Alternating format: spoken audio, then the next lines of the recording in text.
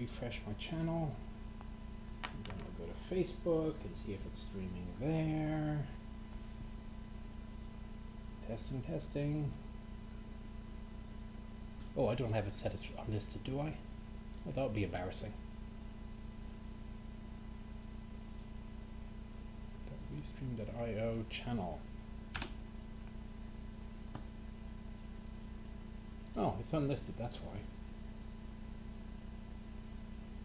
So, a bit weird on Facebook, but YouTube should be okay. I have 5 people watching on Facebook already. Probably all your PEOs. Let's see. So my channel, the YouTubes. If you're watching this on Facebook already, hello, greetings. I'm just checking that we have, yes, I have a stream on YouTube. So I do believe we are live. Greetings all, salutations even.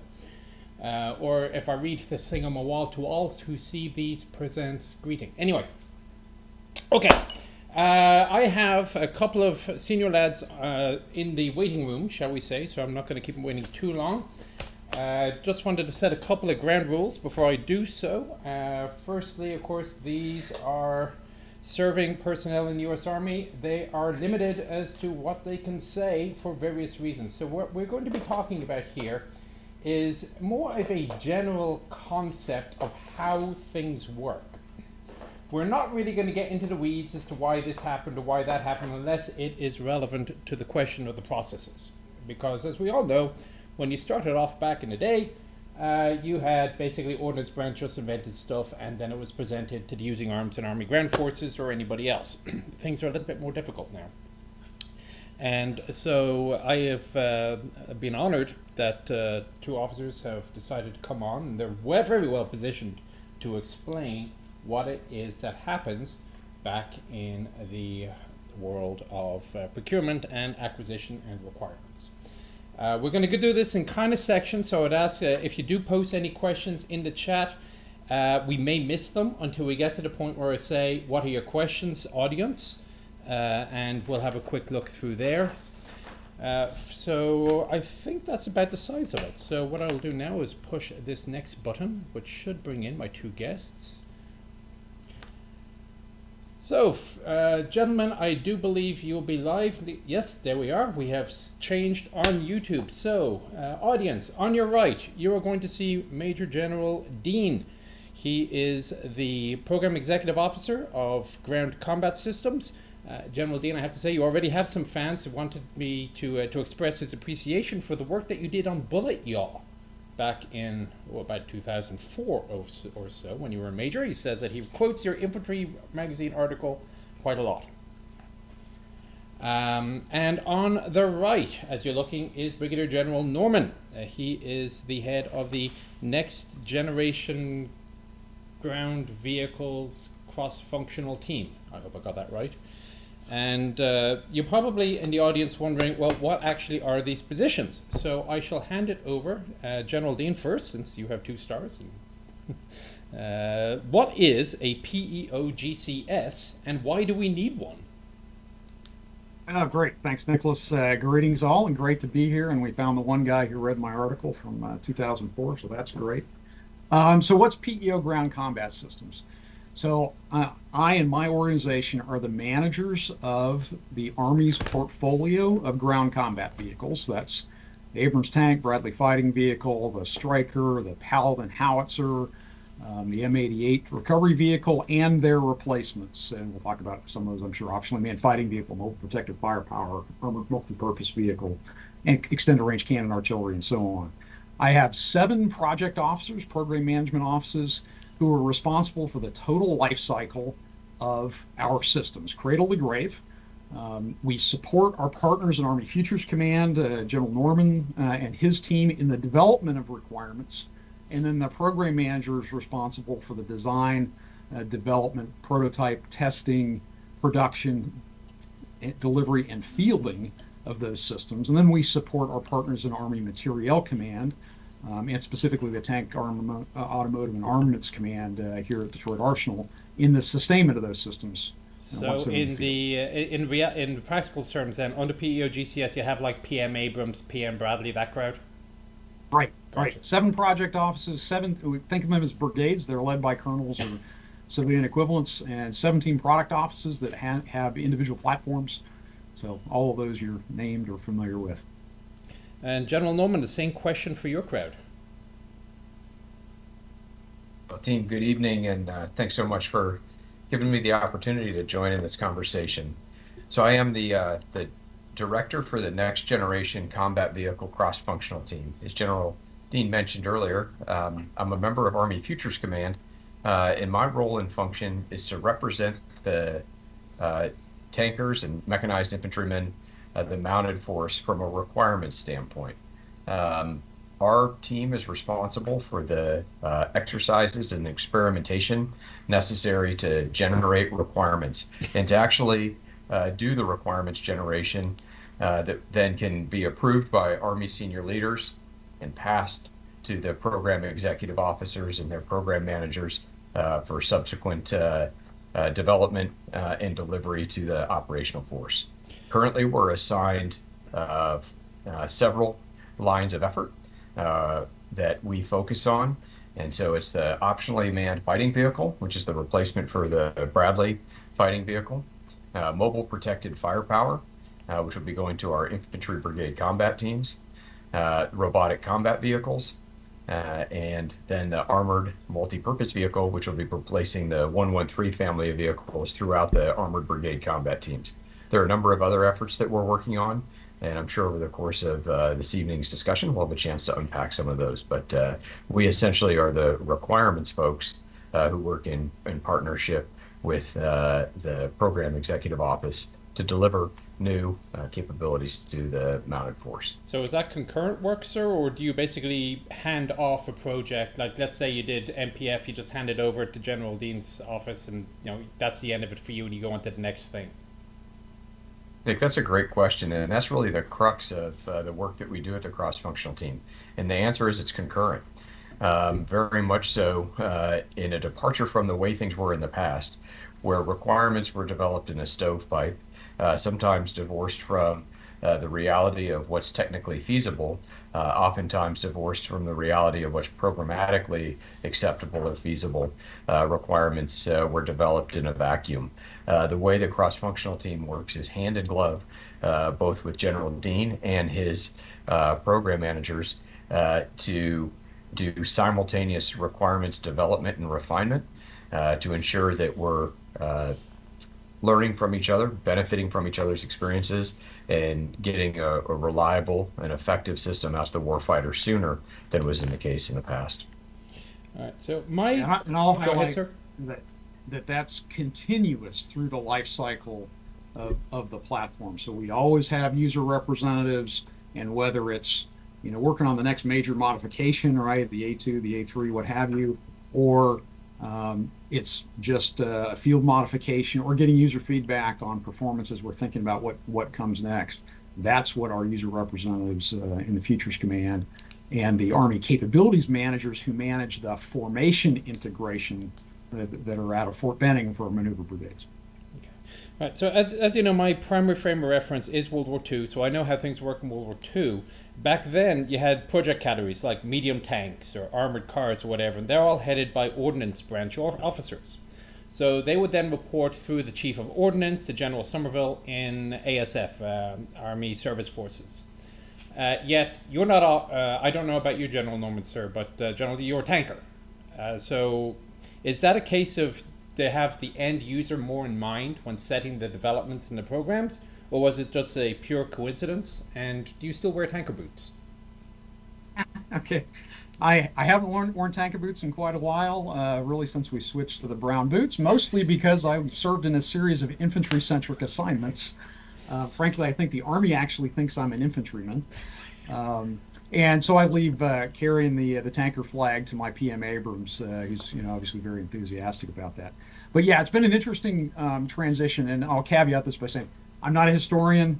My experience goes back, to the early 90s, and then a little bit of history into the 80s to understand how we got to where we are. So if somebody may have a more accurate fact out there, and if I get it a little bit wrong, you'll forgive me. But what I really am, of course, I'm a general officer. I don't have a branch anymore, but is an acquisition officer. So I came in as an armor officer, and I had the usual armor assignments, right? Tank and scout platoons, commanded an M1A2 company, and then went into the acquisition business for research, development, and acquisition, development of systems. And so our program managers and the people that support them are part of the Army acquisition workforce. That's civilians and military both. It sometimes aligns that your branch background and the job you do match. That's actually less important in our business than the individual skill in program management. I would argue that probably our best PEO ground combat system, certainly the individual who served for the longest was 5 years as the PEO. He was a signal officer by trade, and then came up doing acquisition in software, ran a number of the truck programs, and then came over to PEO ground combat systems, and was involved in shaping a lot of the programs that we have today. So my own background, I left the operating force, and then I've served in requirements development, in lab science and technology assignments, and in program assignments in the armaments community, so guns and ammo, and then in combat vehicles. And I've spent the bulk of the last 12 years in Detroit doing combat vehicles. So when you take the FA course, the functional area, so for those of you who don't know how the US Army works, not only do you have your line tracks, shall we say, you also have functional area tracks, anything from foreign affairs officer to simulations officer. So you are both, I presume, sir, gentlemen, functional area for acquisitions. So is that basically then a program management school, or what is that? Yeah, so Jeff's an operator, so he can talk to you about how he got to where he is and about how Futures Command works. But for those folks on the acquisition side, so that is a functional area 51. Worked a little bit different when I came in, but today, when you have an officer, usually the rank of captain, who's branch qualified as a captain, usually through company command, though that's not the same in every basic branch, they can apply or voluntarily transfer to a functional area. If they select acquisition, and we board them, so they have to meet a cut to become an acquisition officer, they then go to our Army Acquisition Professionals course, which is essentially the basic course that teaches you the language of acquisition, how the DoD acquisition system works, all the principles of program management. They also begin to learn things like test, contracting, systems engineering, the various functional areas that actually support the development and procurement of our systems. And then they go off into their assignments, program offices, or our supporting agencies, whether that's our labs, that are test centers at Aberdeen, Yuma, supporting our requirements development. You'll find acquisition professionals there, serving on various Army staffs and elsewhere. Our acquisition officers then compete for command, just like somebody in an armor battalion or an infantry battalion, but their selections then go to lead programs and to lead contracting battalions, and then the same thing at the brigade level as colonels to lead project offices or contracting brigades. And General Norman, sir, if you are not an FA 51, why is that not required for the position that you're in? Yeah, it's a great question, and it really gets at the crux of the relationship between the cross-functional team on the requirement side and the program and the program executive office and the program managers. I am an armor officer. I'm a general officer now, so I don't have a specific branch, but I am a tanker. I grew up as a cavalryman and a tank officer, and served in cavalry and armor assignments throughout my career, to include Cavalry Troop Command. Served as an observer controller on the Cobra team at the National Training Center, and was an instructor at the Armor School teaching the Armor Captain's Career Course, and then did numerous deployments to Iraq and Afghanistan as an armor officer. Commanded a cavalry squadron at Fort Carson, Colorado, and most recently served as the Deputy Commanding General for the 1st Infantry Division and the CG for 1st Infantry Division Forward in Poland.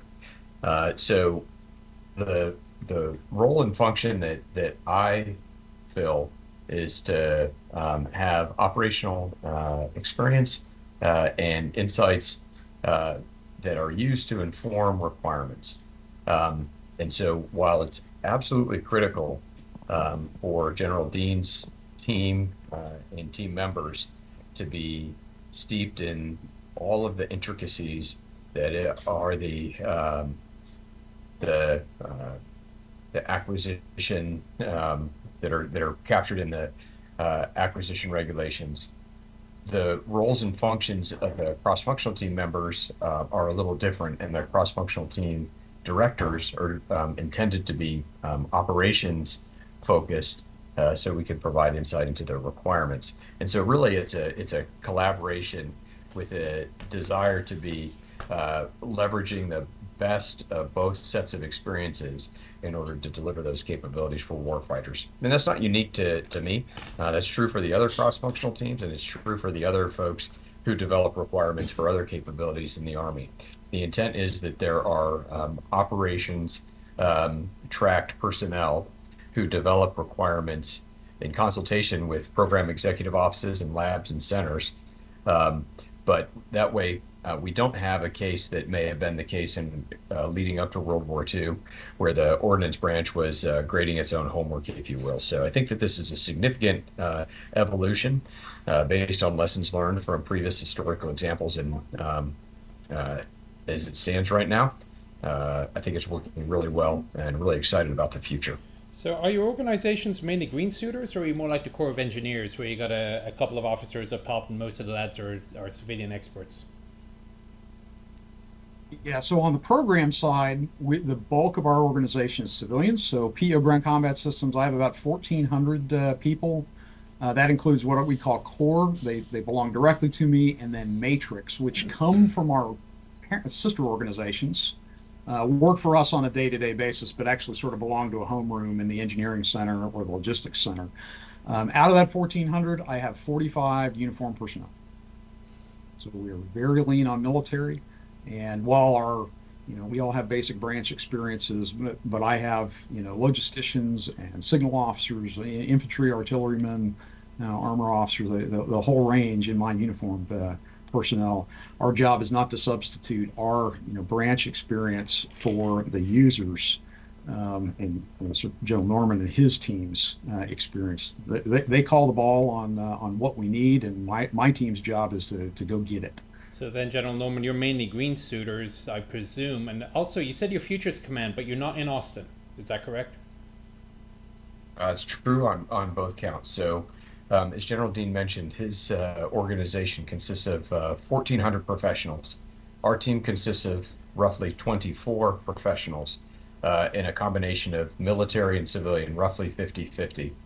The civilians that we have on our team have specific technical competencies, whether it be test, logistics, and other technical specialties that are really best suited and filled by professional civilian Army civilians. But on the uniform side, we have about 12 uniformed non-commissioned officers and officers who represent the user requirements. And those NCOs and officers have come from the operational force recently, and are able to best represent the operational needs that then get captured into requirements documents, and do so in a way that allows us to have requirements that are reasonable and do represent the needs of the operations community. We are not located in Austin, Texas. Additionally, we're not located in Fort Benning, Georgia, where the home of the maneuver force is. Of course, Fort Benning, Georgia, where the Maneuver Center of Excellence is, the home of armor and infantry, is where the Maneuver Combat Developments and Integration Directorate, CDID, is located.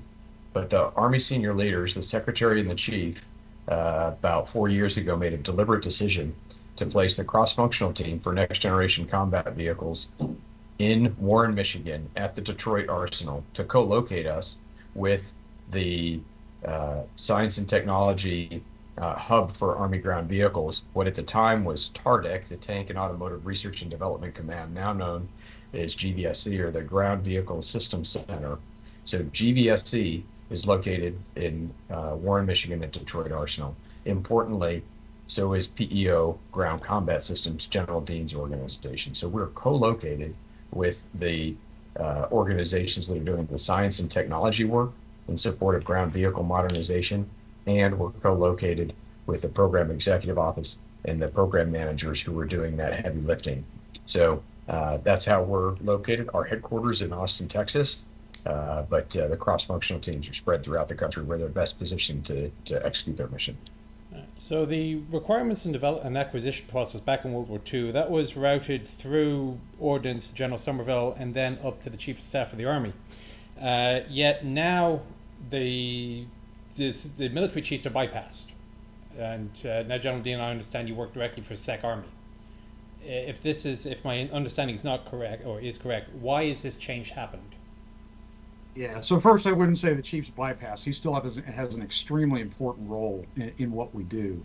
But in the 80s, Goldwater Nichols, which reformed the Joint Staff and the combatant command organizations, it also reformed the way that we do the structure of procurement.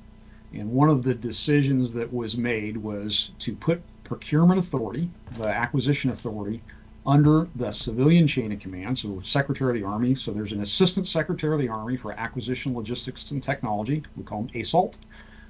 That's the Alpha Omega patch that's up on my screen. So that's my higher headquarters. And that is what we call Milestone Decision Authority, the acquisition decisions that cause a program to go forward. But acquisition authority is only one of three things that we need to generate a program. The other two things are requirements, which the Chief of Staff still owns. He is the Chief of Requirements. Now, delegates a lot of that to Futures Command for execution, but many of those decisions ultimately come to the Chief. And then the third thing is resources.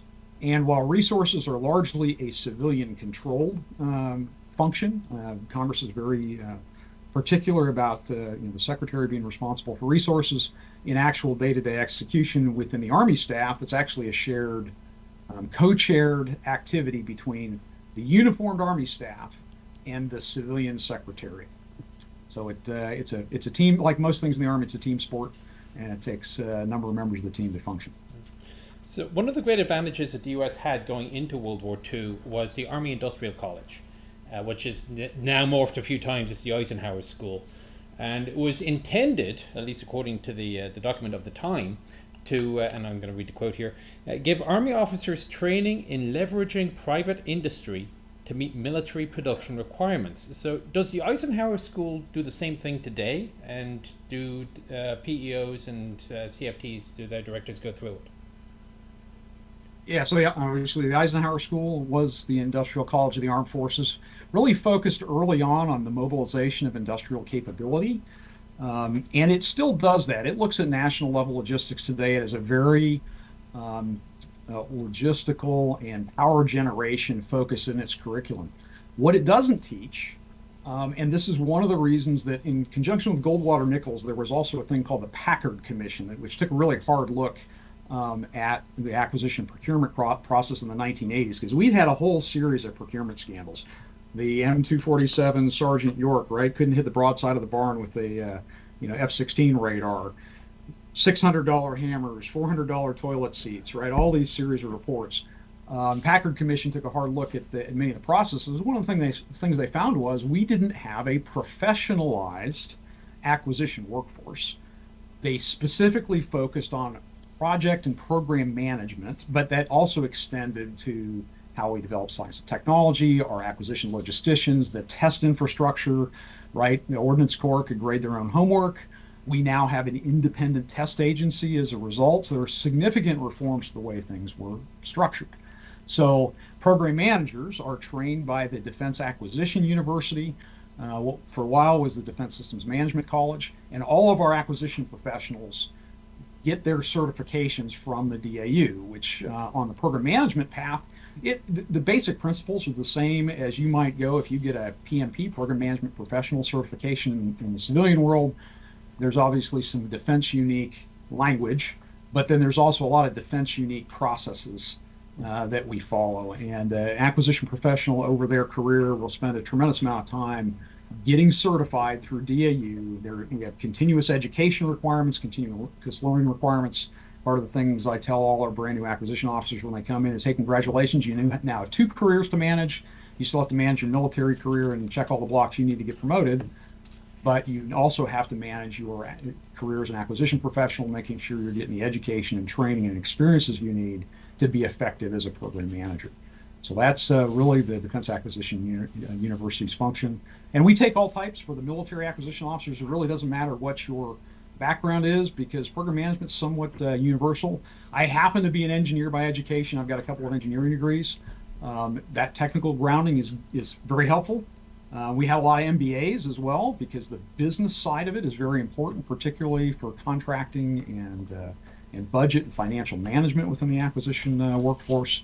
But my deputy, who was a colonel with me, he retired and became the deputy PEO. When he took off the uniform, he had the most experience of anyone in uniform in combat vehicle development, and he is a proud history major from the U.S. Military Academy at West Point.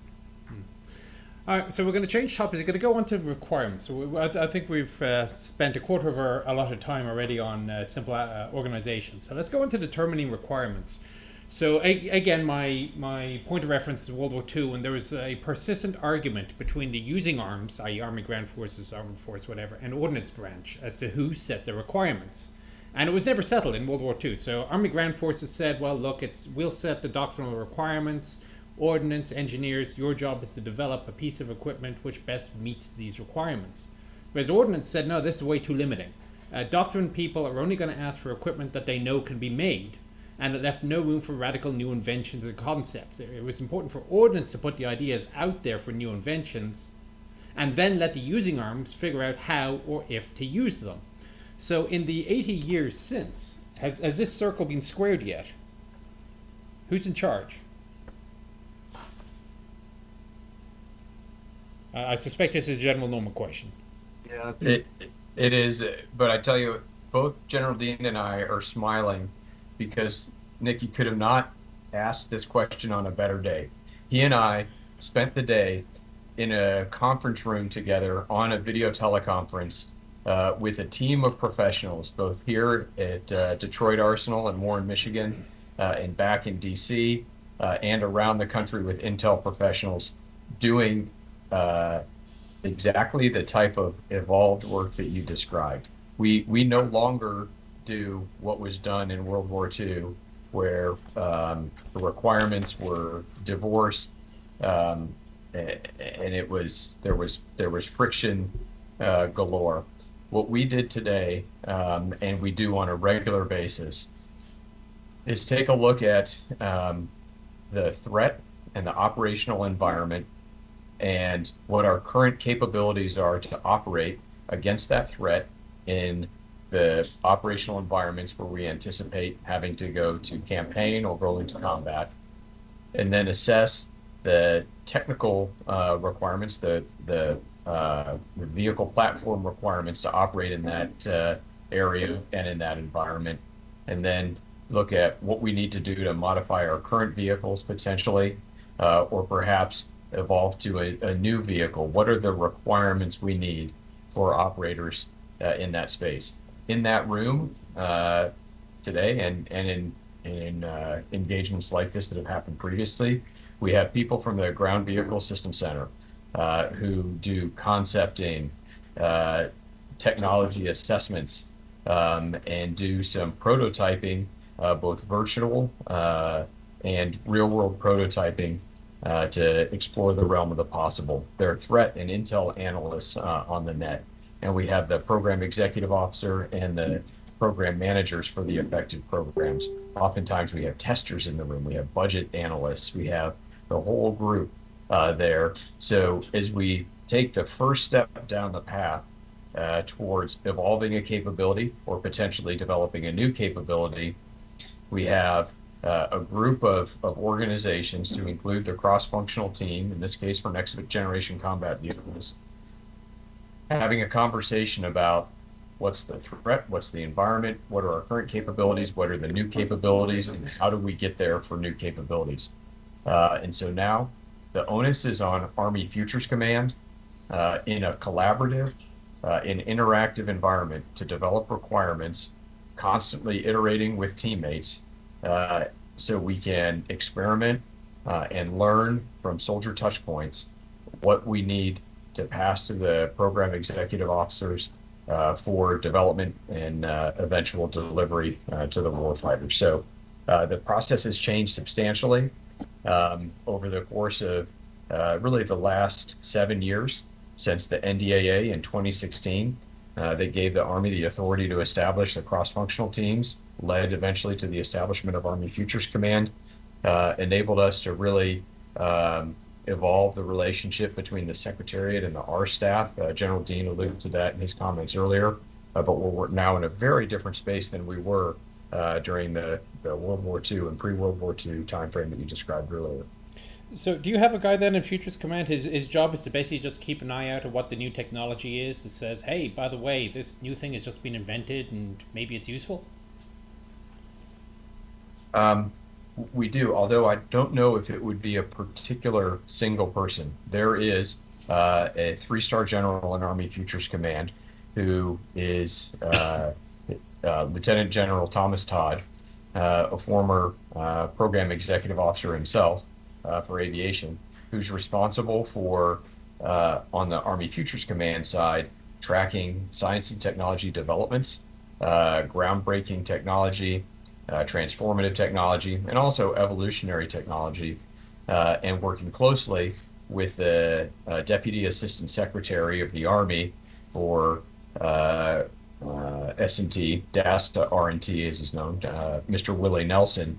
They track very closely S&T developments. But within Army Futures Command, there is the Combat Capabilities and Development Command, CCDC or DEVCOM, headquartered at Aberdeen Proving Ground and under the current leadership of Major General Miles Brown. And they do science and technology tracking and development, and that is their core function. So there are absolutely a number of folks within Army Futures Command, on the Army staff and on the Secretariat, whose sole purpose in life is to track science and technology, to drive science and technology, and in some cases to leverage technology that's been developed on the outside and apply it for military use. Quick note to the chat. Yeah, I saw that bot that came up. I banned him or her pretty quickly. If they do come up again, just I am keeping a track on it, so don't be too miffed by it. Okay, well, since we're talking requirements, I mean, it's easy to say that we need a new thing, or whatever it is, and then start shopping. But that's as you've implied, that is not the beginning of the process. And I'm going to traumatize myself now by going back to my ILE days and talk about JCIDS and DOTMLPF. And the incredible PowerPoint slide. Oh, it's like that thing, How to Win in Afghanistan almost. What are JCIDS and DOTMLPF and how do they work? Bearing in mind, I got a bunch of civilians watching this as well. Yeah, so I'll let General Dean describe things if I get them wrong, but I'll take the first swing at it because it really is, in some respects, it starts with a requirement. But there is actually a step to the left of that on that chart that I'll describe, and that is an assessment of the threat, the environment, and our current gaps. And so the JCIDS process is codified in regulation and Department of Defense instructions and a number of other documents that we must follow. So there's a certain amount of latitude that the services can have on how they execute the requirements determination process, but there are certain things that once the services do their thing, they still need to move into a joint process that's defined by JCIDS. But suffice it to say, what the Army has sought to do within the JCIDS process is differentiate between different types of requirements and handle them in a different way appropriate for their needs. So there are some requirements that are captured in what we call operational needs statements, some of which are service specific, some of which are joint requirements, and those are called JUONSs or ONSs. Those are generally handed in an expedited manner where there is a user, often an Army unit, that is in theater, in contact, that says, I have a shortcoming in my current capabilities, and here are the material requirement needs that I need met in an expedited manner. And in some cases, they may have a suggestion for a system that might fill their needs.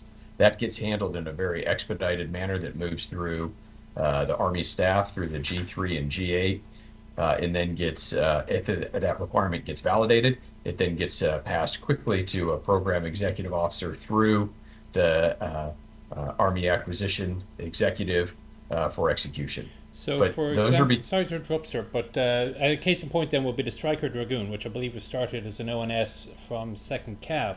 So, did PM Stryker just take 2nd ACR at their word, saying we need a 30mm vehicle and just go buy a turret? Or did they actually go through, well, is there another way they could have solved the problem of the BMP? Yeah, So- it's a great question. I'll pass it to General Dean, who lived that personally, and Okay. I have a little bit of memory of it as well. Yeah, so I happened to be PM Stryker when that occurred, and General Norman happened to be leading or he picked up partway through as the G8 guy who was responsible for resourcing. In that case, yes, we got this operational need statement with urgent material need from Europe. It essentially said we want a 30mm cannon on our Stryker. That goes into the Army headquarters, started a dialogue with us, the material community, and the rest of the requirements community. And one of the first questions was, okay, are we sure that this is feasible? Because you don't want to build something infeasible. And are there other options? And some of that, the art of writing requirements is trying to focus on the capability you need, not necessarily the thing you need, because there might be multiple things that can deliver the capability. And there were a couple of things that could answer that. I can get to where we want with some of those. But in the case of Dragoon, the ONS that we got was not materially possible to answer. They asked for some things that just flat out didn't exist. So what the Army staff did with our help was translated that into a list of requirements that could be met. And then that was then handed to ASALT, who gave the direction to PEO Ground Combat Systems and PM Stryker Brigade Combat Team to go procure this directed requirement, which was a subset of the original ONS. And given the timeline that we had and the budget available, we then went to General Dynamics and gave them the mission to source a turret. We had the cannons available. That was a government development, although we left it open a little bit on which cannon configuration could be picked. They competed the turret, integrated it to the flat bottom hull Stryker, and then ultimately we deployed that capability to 2nd Cavalry Regiment. Okay, thank you for that. So go ahead there, General. I'm sorry for interrupting you on that. It was just kind of a question I thought was interesting on relevant. So if you continue there, and then .MLPF as well. Yeah, absolutely. So it's a really good exemplar for how an operational needs statement becomes a directed requirement and then becomes a material solution in the field. A less expeditious approach would be to develop an abbreviated capabilities development document, what we now call an ACDD, which is generally used to do prototyping or experimentation. And in that case, we have done a gap analysis and we've assessed that we have a material requirement, something that can't be solved through doctrine, organization, training, etc. And we think that there's a material solution that's needed. And we'll develop an abbreviated capabilities development document that is less thick than a full requirements document, and then use those for rapid prototyping in conjunction with the PMs and PEOs, testers, etc. That requirement, though, isn't accepted at face value and just provided by a cross-functional team to a PEO. That requirements document goes through a deliberate process called the Army Requirements Oversight Council process, the AROC process that General Dean mentioned at the outset. That AROC process, that requirements approval process, enables leaders and decision makers from Forces Command, Training, TRADOC, Training and Doctrine Command, Army Material Command, and Army Futures Command to collaborate and then weigh in on whether this is a valid requirement and should go forward to the ASALT and to AAE for further development as a program. The Chief of Staff of the Army is the approval authority for requirements documents, abbreviated capabilities development documents, and then also full-blown CDDs. The full-blown CDDs, how that process works is pretty well spelled out in the DAU manuals and whatnot. I won't go through that in detail, but it's essentially just a slightly more deliberate process. But needless to say, the requirements development, requirements determination process is consistent with JCIDS, but it's tailored for each service, and the Army has gone to accelerate that process through this use of an abbreviated CDD when appropriate, and then a full-blown CDD when appropriate. But to your point on DOTMLPF, not every problem requires a material solution, and I'll turn it over to General Dean to share some insights on that. But I am absolutely aligned with him on that. That you know, there are things that do require a material solution, but not everything does. And so we work closely with the Army capability managers for the various brigade combat teams. We have ACM-I for the IVCT, ACM-S for the Stryker Brigade Combat Team, and ACM-A for the Armored Brigade Combat Team, who do really great work to assess what the gaps are, and then whether those gaps can be filled with something other than a material solution prior to launching into an expensive and lengthy material development solution. So they look at something other than the M of the DOTMLPF before we move out. And so I'll pass it over to General Dean for some insights on that space. Yeah, so if you take one thing away from today's discussion, it's going to be this following statement, and I'll explain the acronyms because I know there's a lot of dolphin speak going on here. It's all clicks and whistles. DOTL trumps M, okay? Doctrine, organization, training, and leadership. And at the DOTMLPF, there's an M for material, a P for personnel, F for facilities, and if you're really advanced, there's a P on the end for policy. It is faster and cheaper to adjust doctrine, organization, training, or leadership than it is to develop a new material solution, right? So if you have a capability gap, there's something I can't do on the battlefield, or my enemy has presented me with a dilemma, the first thing we should go to are those non-material things. Can I repurpose a piece of equipment? Can I change the doctrine? Can I change the way we fight? And you see that today in Ukraine, where motivation, application of, you know, what at the opening days of the war, less advanced material capability, but organized, trained, and used effectively, trumped more advanced capability. And now the Ukrainians, of course, are starting to get more advanced capability. But you can go back to 1940, right? Arguably, the French and the British had better tanks than the Germans did, but they weren't organized as effectively. Their doctrine didn't match very well, and they got out. The French and the British got out DOTL'd in May of 1940. I have very few good things to say about French armor, sir, I'm afraid. But does that mean that we can save billions of dollars by simply not buying new equipment and just focusing on DOT? From where I sit, that's the place you need to start. I mean, we have the best tank in the world. What do we need to improve on?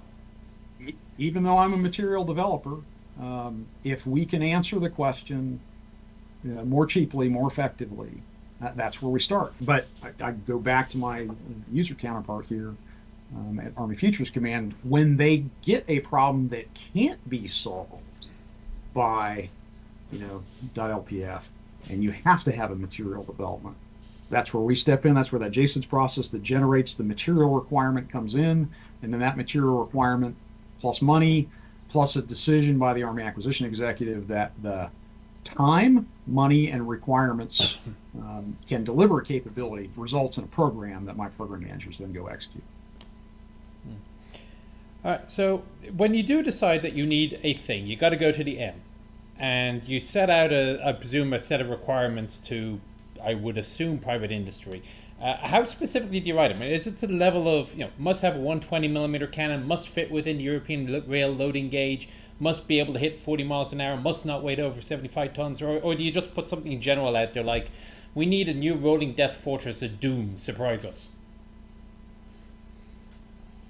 Yeah, so I'll take the first crack at that and then pass it to General Dean. So what we do on the requirement side is on the more general description. So we create requirements. Sometimes they're called characteristics of need. In other cases, they are no kidding requirements that at the baseline we call threshold requirements.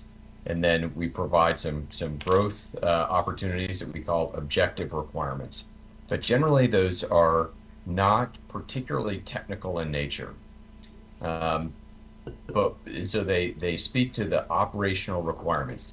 This vehicle must be capable of crossing a certain military load class bridge at threshold, and then a lower military load class bridge at objective. So relatively broad. And so there are lots of ways to solve that problem. We then provide that information to the program managers, and then they translate that operational requirement into performance specifications that then go out to industry in a request for proposals. And that's where I pass it to General Dean. Yeah, so there you'll see that our requirements are written in all manner of form, and we've gone back and forth in our history from highly technical and specific. If you pull out the original, for example, Bradley requirements document, it reads like a technical specification. And that's great for engineers who want to know exactly what they have to do to deliver.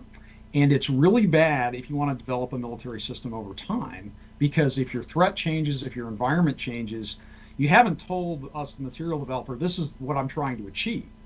You've told us, do this. And then if the do this needs to change, I've got something very prescriptive. So using Bradley as an example, why haven't we upgunned the Bradley? Well, we've demonstrated it 3 times in 3 different configurations. But the original Bradley requirement said, with a 25 millimeter cannon, thou shalt. So unless you're willing to go back and rewrite the requirement to delete that, you were stuck with the 25 millimeter cannon. What ideally we've done that's not a congressionally mandated requirement. I mean, can't the Army just change it? It can, and what we found is the JCIDS process first is a little bit bureaucratic when you go back in and change it, and better requirements are written to say, I need to defeat this type of threat, because then the program manager doesn't have to go back to change the requirement. It's really then a discussion about resources that says, hey, the threat has evolved. I need to change the material solution to accomplish that capability, and we do what we call an engineering change proposal that modifies the capability without having to, it cuts a lot of time out of the process to not have to go back and adjudicate documents. So we try and write more flexibly so that we're not prescribing specific material solutions and really focusing on the capability that needs to be delivered. Oh, by the way, that allows industry, because we go to industry with the vast majority of our designs. Some work is done in the government, but most of it's with industry, to allow them to innovate and come up with different ways to answer that capability problem. Now, there are technical specifications that do have to get fed in. So when we take the requirement that the cross-functional team has developed, there are some things that then have to be translated, right? So for a combat vehicle, you're going to have to load it on a train. There are tie-down specifications so you can load on a train or an aircraft, or to be able to be picked up and moved. So there's a range of technical specs that are added onto that define sort of the day-to-day things, but they're not core to the capability. But that's where things like military standards come in that are in use. But we try and maintain as much flexibility for contractors, if we're going out to bid, to come up with different approaches to solve the same core problem. And if you want a recent example, right, we just competed and selected the solution for mobile protected firepower. It's an infantry support platform. And if you looked at the 2 bidders that ran through that process, very different designs at their core, kind of same capability, similar, same gun actually, but different physical envelope, approach to powertrain, et cetera, to accomplish the same problem. All right, so I'm going to take a couple of quick questions from the audience now on the requirements section. First question is, do you have to be multilingual because of all the different acronyms that you learn? And that actually came from Sophie Line. So hello, Sophie Line. If you're not familiar with her channel, she does a lot of interviews as well. Okay, so when you determine your requirements, how far ahead are you looking? Are you looking at current needs, current threat capabilities, or are you looking 10 years ahead, 30 years ahead? How far? Yeah, so that's one of the things that has changed substantially with the advent of Army Futures Command. So Army Futures Command is looking at a range of alternatives that look out as far as 2040 and beyond. And they look at the environment, they look at threat, and they look at, as I mentioned, a range of alternatives for what may be in the future.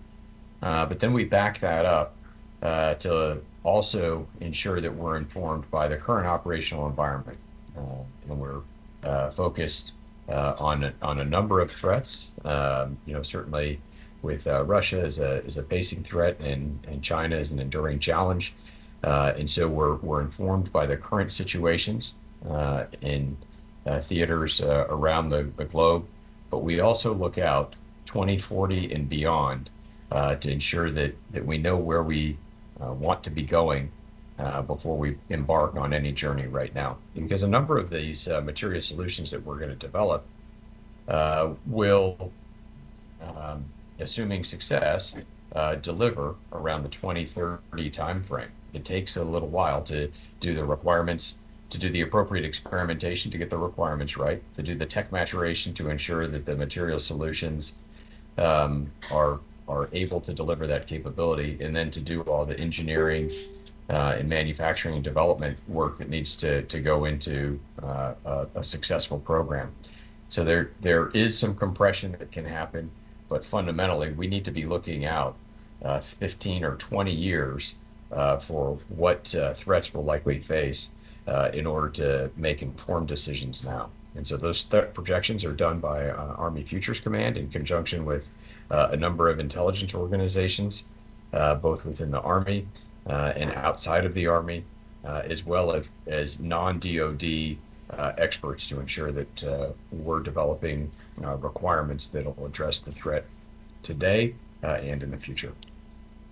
So we have a glorious history of failed multinational developments of things, but has there been shared requirements from different nations? Have different nations come together? Let's say the British said, oh, we have this requirement for something in America. Oh, we happen to have the same requirement as well. Have you concluded that's a thing, or are you completely independent until you get to the, shall we say, the design stage? Yeah, I can take a piece of that. And then Jeff, if you'd like to talk about what we're doing currently. So frankly, the only thing we've been less successful at delivering new combat vehicles is delivering them in conjunction with an ally. Because you find, like the MBT-70 project did, that there end up being some fundamental conceptual differences between the nations. So what tends to happen now is there's a lot of collaboration there in the NATO standards working groups that our folks sit on, a lot of technical activity to standardize so that we can share solutions. But it is relatively rare for us to truly co-develop. There are recent examples, right? Excalibur was co-developed with Sweden and the United States. That's the guided 155 millimeter artillery shell. At the combat vehicle level, there was a lot of collaboration in the late 1990s around the Tracer program. That was a scout vehicle replacement. The U.S. eventually walked away from that as it went in the future combat system. And what evolved for that on the British side is what is now the Ajax system. So we've not been tremendously successful at that, but we do share. We have what we call user nation groups for things where we do have common applications. So for example, the Abrams user nation group consists of everybody who's a user of Abrams. Now, those countries have decided to adopt a U.S. platform, but all those U.S. platforms get tailored for their using country. And so they all have slightly different differences in how they're applied, and we get together to work through, hey, how do we sustain all these different platforms, especially as they start to diverge a little bit based on their capability requirements. So do you have a representative then from, let's say, Poland or Taiwan or Morocco for Abrams? So we actually do. One of my program offices is our foreign military sales office, and they have all the intensive management offices for our foreign military sales programs. And so we have liaison officers from the other nations. Not 100% of them are physically represented, 24/7 here, but a number of them are. We have foreign officers that sit with us that represent their countries for those programs. All right. So Nick, the only yeah. thing I'd like to add to that is that there is collaboration that happens in the science and technology space that is really fulsome and productive. And so the Ground Vehicle Systems Center works with their counterparts around the world with different labs and centers in countries that we're allied with or partnered with. And that can generate some really useful information, both for our allies and partners. They can become aware of things that we're working on, but we can also become aware of things that they're working on. And we don't have to go too far back and look at the Abrams program as an example for a key technology that was developed by a partner that we adopted to one of the fundamental attributes of the Abrams that makes it what it is today. And furthermore, there are allies and partners that have developed some really innovative and effective solutions that we can leverage for our use. And so we do something that's called foreign comparative testing, and that can enable us to adopt foreign systems without having to start from scratch. And so that's a really effective tool if we have an ally or partner who's developed something that might be of use for the U.S. Army. We can do that foreign comparative tests and move out on a much more expedited time frame. All right, thank you. All right, so we're going to change on to selection and evaluation. General Dean, you said beforehand that the current systems we have was developed partially as a response to the Sergeant York. What actually went wrong in that program, and how are such things prevented by the current system? Yeah, so I'm not 100% an expert on Sergeant York, so I'll give you the high-level view, and there's probably a book out there that someone should read. But Sergeant York was an example of not understanding one level of technology versus requirements, right? Very, very sort of stretched requirements, technology not quite up to it. Oh, by the way, we repeated that mistake with future combat systems. And then the second was not understanding what it takes to take something from one domain, in this case the F-16 radar, and adapt it to another domain where it wasn't hardened enough for what is a very difficult ground environment. So the combination of those two things, electronics immaturity, difficulty with the base platform, right, of taking this very complex gun aiming system, fire control radar, and then putting that on an M48 chassis, proved not workable.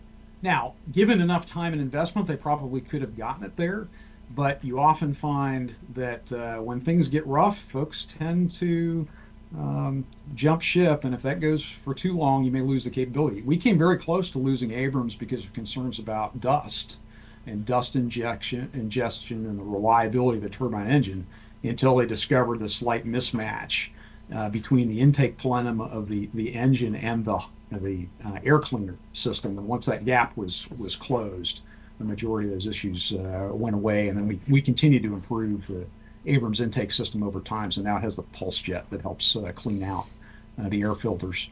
And that's also something you have to realize that most things when they first come out, they're going to have teething problems. And the question you get out of tests is, okay, is this good enough to field? And then once you field it, how do you keep improving it? Nothing is, certainly in our space in ground combat vehicles, nothing's perfect the first day. What are the things you need to work on? What do you need to work on to make it better for the soldier experience and make it more fightable? So just before World War II, we're going to talk about how long it takes something to get in the field. So Chief of Ordnance back then stated it would take about 2 years to go from concept to fielding for a major project. So if you look, actually that turned out to be the case for most countries, about 2 years from setting out the requirements for a new tank and actually hitting the field. Now we have DoD 5000, which refers to proceeding at the speed of relevance. Then you have General Milley commenting, shall we say rather negatively, about the time and expense of the selection process for a pistol. But what is a suitable timeline? I mean, with MPF, for example, you've announced it, but it's still not going to hit the field for several years. So how long is an acceptable amount of time between go and field? Yeah, so a tank is never early or late. It arrives exactly when it means to. It depends on a number of things, right? There are things that are invariant. If you want something new, you have to design it You have to build some prototypes, test the prototypes, make any corrections, go into production, field it sustainable. Now, if you can skip any of those steps, you will save time. In the MPF case, we skipped design. We told industry, you need to bring a test-ready vehicle to the competition. Now, they had to do a lot of work in the background, and they had some preliminary work, and that was telegraphed to them a little bit early. But essentially, we didn't have a design phase. Now, we still had to test it. So, oh, by the way, award, they had to build a number of prototypes. And one of the things in the ground combat vehicle business is just the material lead time to getting a component is a driver. So you want an Abrams tank? The best time to buy an Abrams tank was 18 months ago, because it's going to take us 18 months to build the sights, 18 to 24 months to deliver a new or refurbished engine. Getting steel, building hulls, all of those things, they're much more complex than they were back in the 1940s. And we are not at wartime scale like we were in the 40s. You mobilize the entire industrial base, you get a lot more speed. Without that mobilization, you work at availability, and that those lead times are key. And then, okay, how certain do you want to be about performance? Test can be a relatively long period, especially if you want to have a reliable system. So we spend the longest period of our time doing reliability testing. You can speed that up by building a lot of prototypes and testing a large number of them in parallel. But prototypes happen to be very expensive. Tend to be the cost driver for a development program. And so there's this balance between having enough prototypes for speed, but not having too many that you don't drive the cost of the development program too high. And so you kind of monkey with how long am I going to test versus how much robustness do I have in test. And then once you get through test and you say what we call developmental test, does the system meet the requirements? Okay, sort of at an adequate level of performance, we make the decision to go into production. Now you've got a lead time for the production representative system. Now you can combine those and go right into production with the prototypes and hope it works out in test. Essentially, when we did Stryker Dragoon, that's what we did. So we ran production and testing in parallel and hoped we didn't have any major mistakes. And luckily, we got through mostly without. We had a couple of little oopses along the way, but we were able to solve them without disrupting the fielding timeline.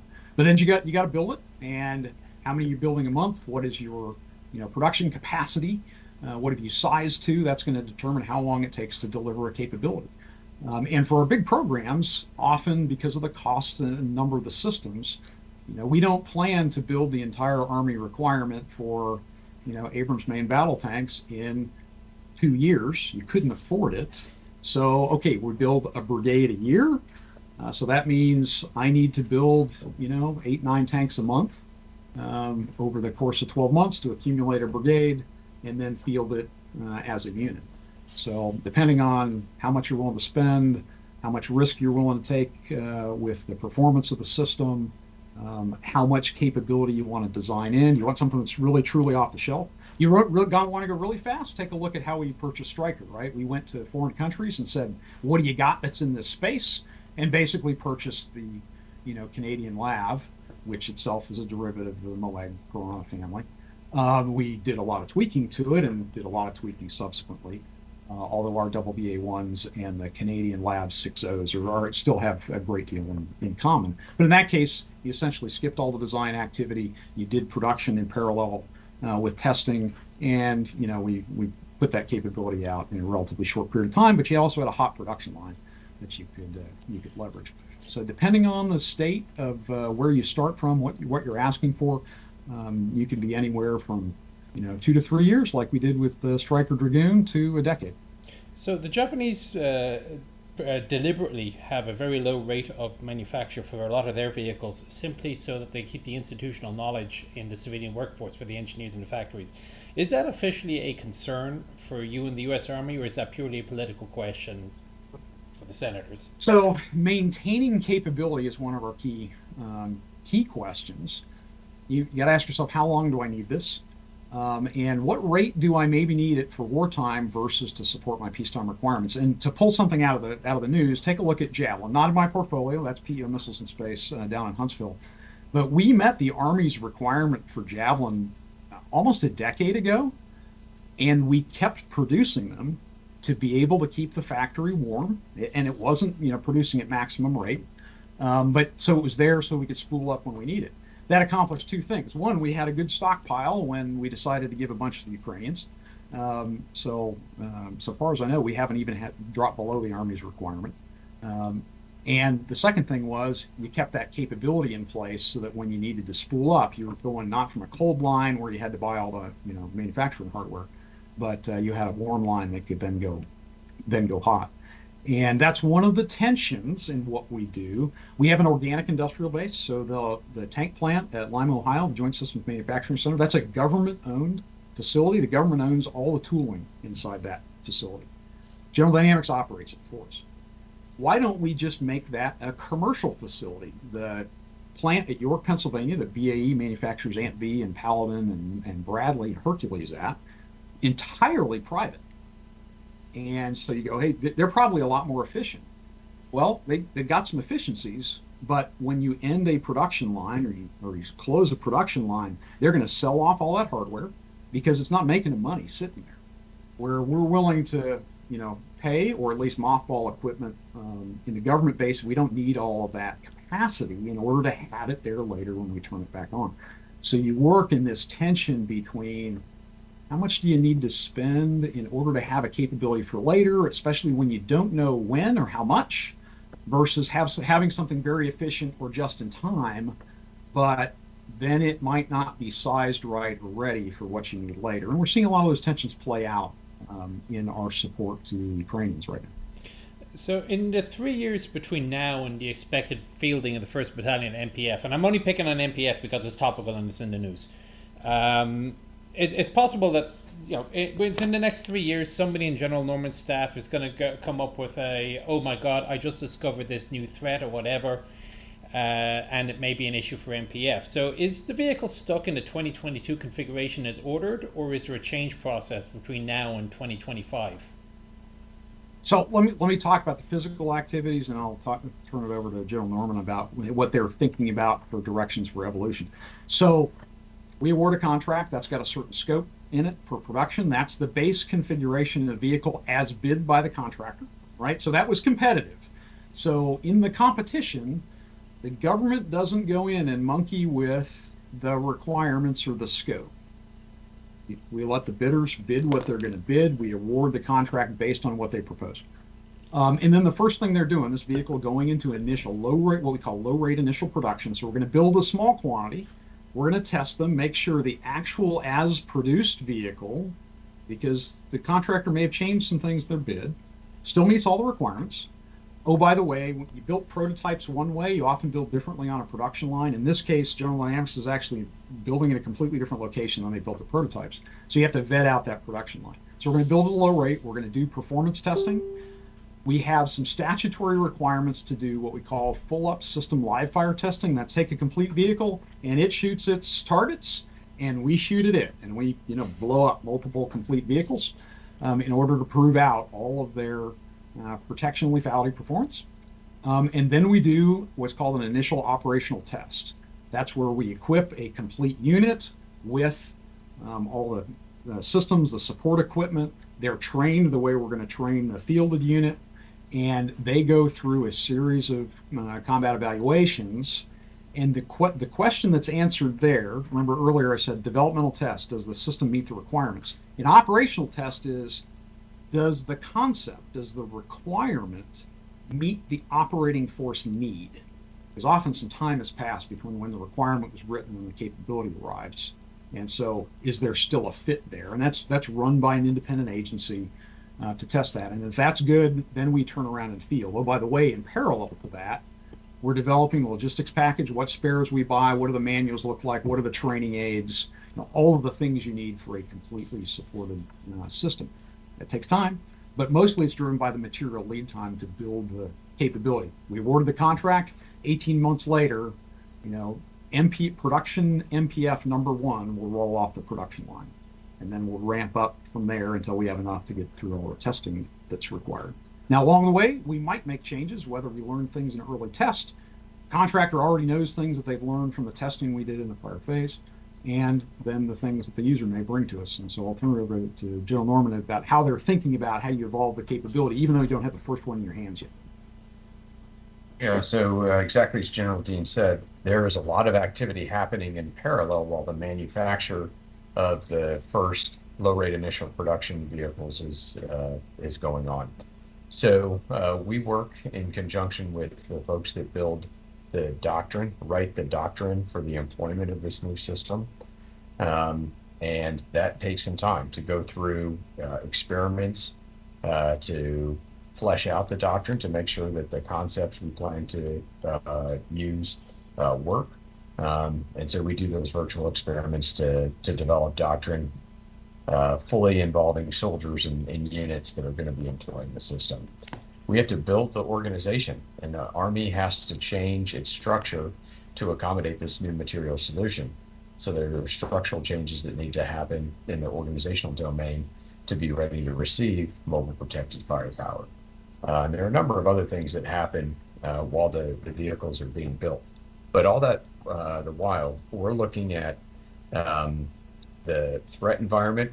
We're looking at the operational environment that commanders would likely employ the system to make sure that when we deliver a capability, in the case of MPF, just a couple of years down the road, when we deliver that capability, it's going to meet their needs.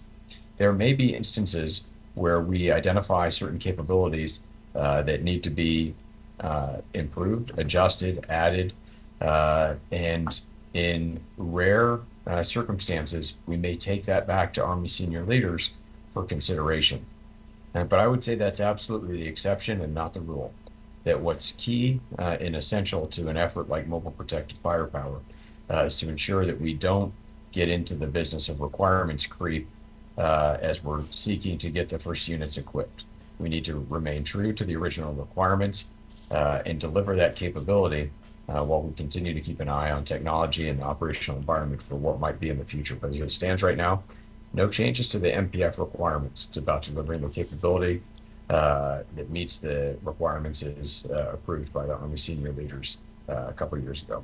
So something you just said there, General Norman, reminded me of a slight topic change. Back in the day, before they ordered new equipment and they still tested requirements, they basically used notional equipment. Like you slapped a piece of paper or a piece of plywood with the word tank on the side of a truck, and you had field maneuvers and the troops used it that way.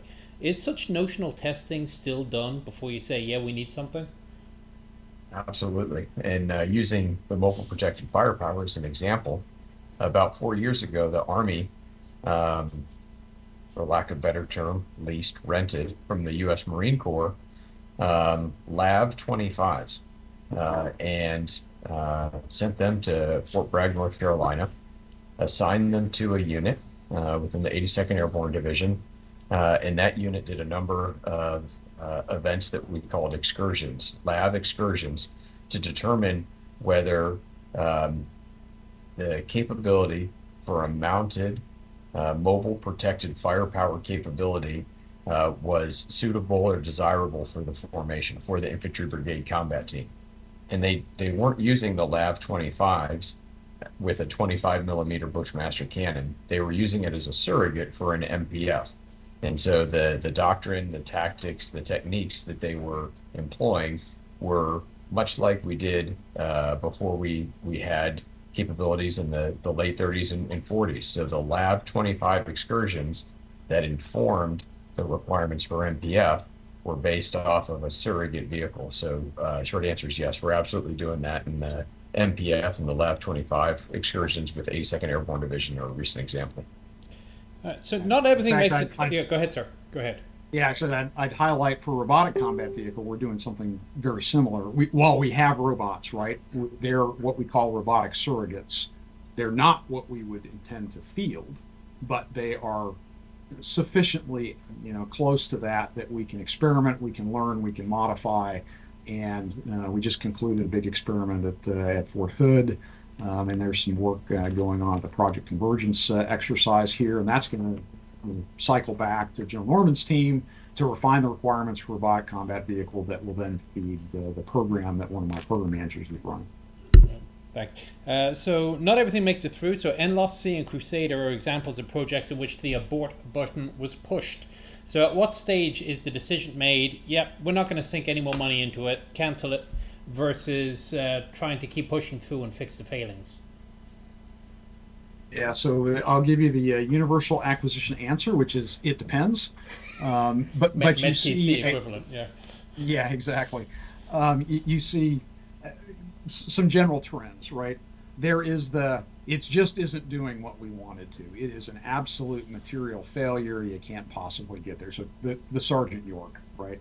There is the environment changed, and the platform or the requirement is really not relevant to the environment. And that was Crusader, that was Comanche.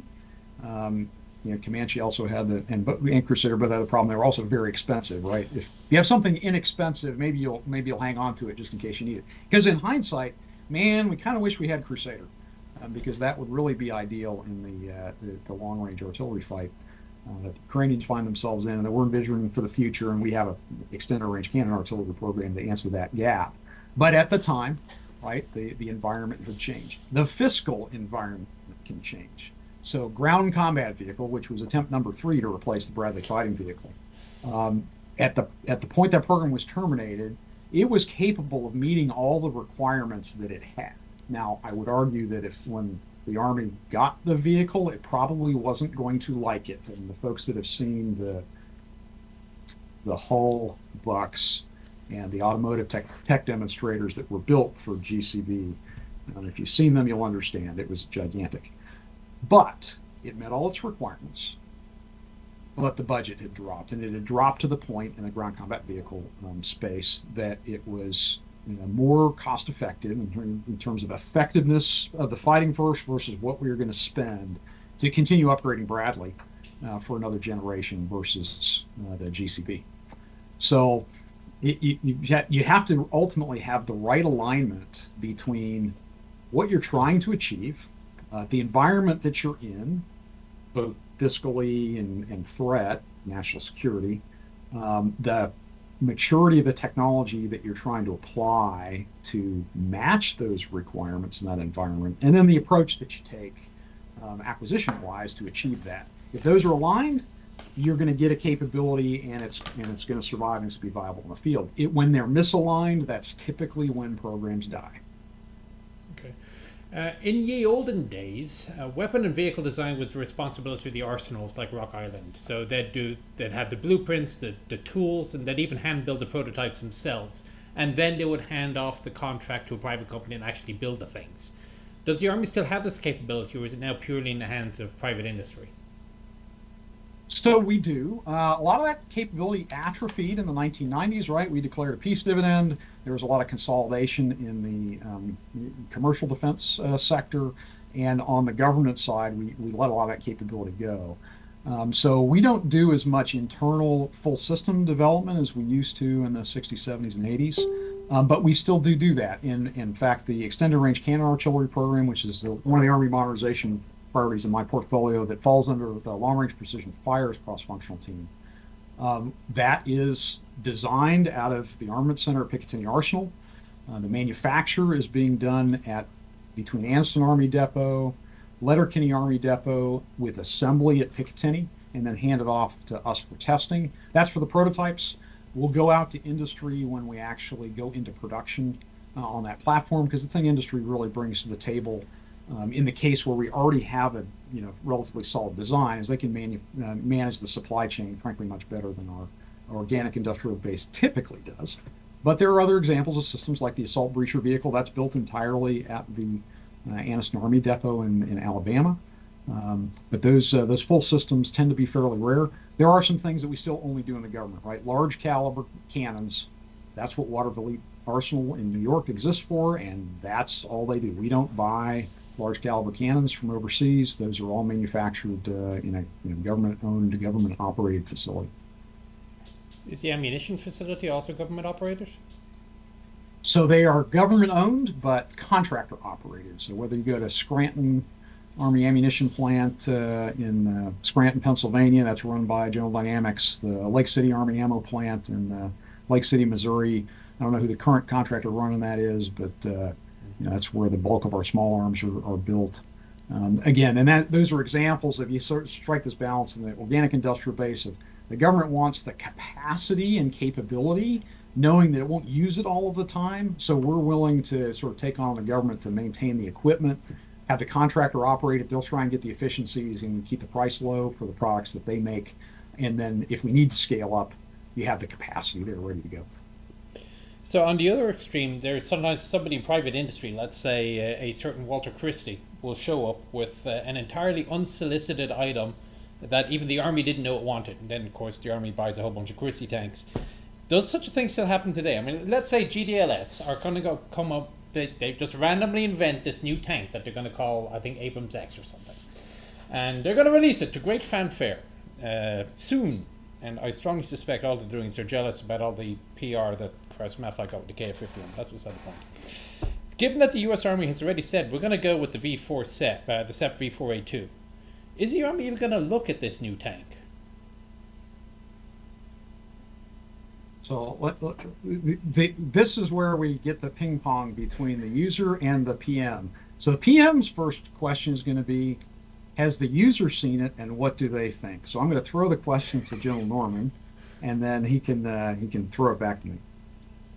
Yeah, absolutely, sir. Thanks. And so it is exciting when commercial industry listens to the government and is tuned into our needs and requirements.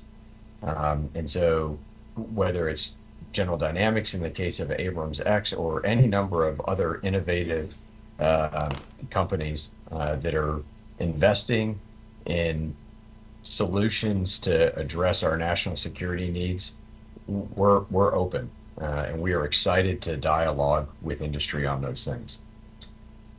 So in the case of Abrams, there's no doubt it's the finest main battle tank in the world, and it does exactly what we've asked it to do. There may be some things that we want Abrams or a main battle tank in the future to do differently. And what we're excited about is that people are listening to that discussion that's happening out there. They're paying attention to what's happening in the world, in the operational environment, and they're coming up with innovative technical solutions to address those needs. So does that vehicle or any number of other solutions out there solve our needs right now? Maybe not. But we're absolutely open to talk to industry.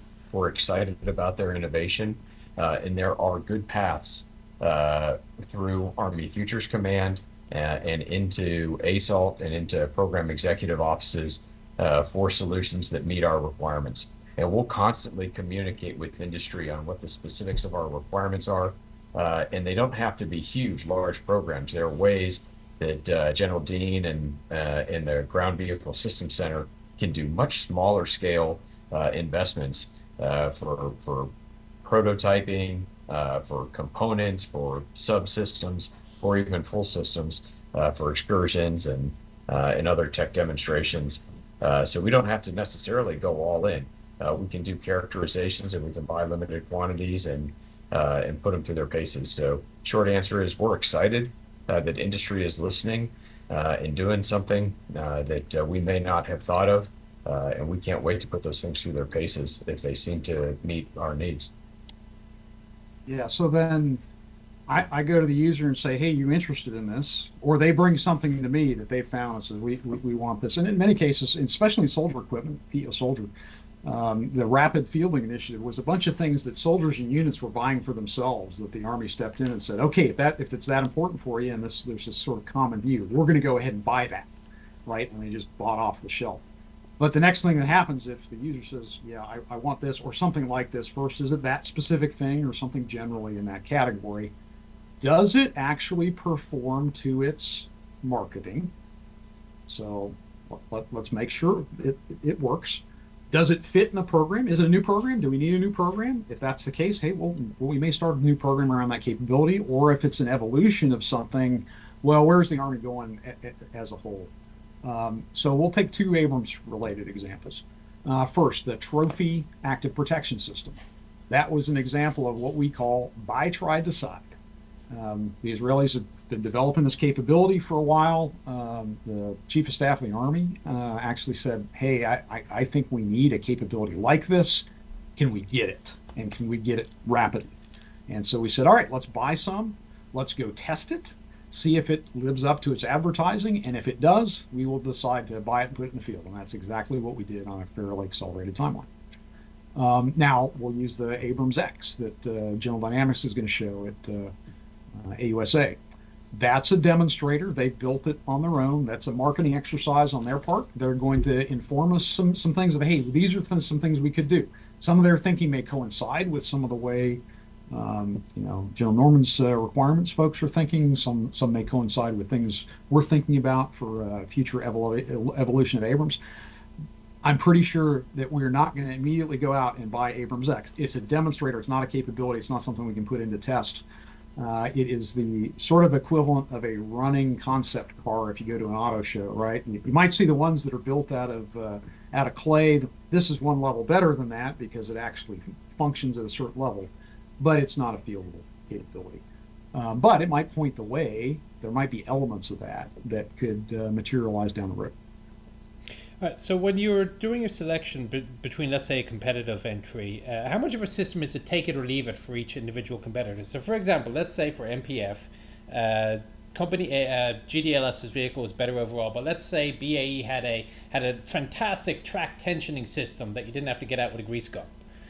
Can the Army dictate, yeah, we'll take that vehicle, but we want that system from the other company? Can you mandate that you license it from A to B, or is it quite simply, this is the entrant, take it? Okay, universal acquisition answer is... It depends. It depends. So I'll branch over to FA-51 soon enough, don't worry. Yeah, it depends on how we've structured the activity. So optionally manned fighting vehicle, our Bradley replacement, designed and structured the program in such a way to allow cross-pollination of ideas. So we started with a concept phase, 5 contractors building concepts. Oh, by the way, there's government activity and running in parallel to evaluate, assess those concepts, and assess what capabilities needed to be in not the final requirement, the interim requirement. And General Norman's folks took those things. Now, I can't take somebody's proprietary solution and turn around and hand that to somebody else unless I've bought all the intellectual property and the government owns it and I can give it away. But I might be able to say, I've learned this about the capability. I need a capability to do X, and the other contractors will find their own way to deliver that capability. So that's one way that's structured. We can, of course, structure something where we either buy the intellectual property outright, or we have an investment mechanism where I'm going to build a certain number of them, then I'm going to get the intellectual property, and then I can go give that to anyone else, whether that's outright ownership or government purpose rights.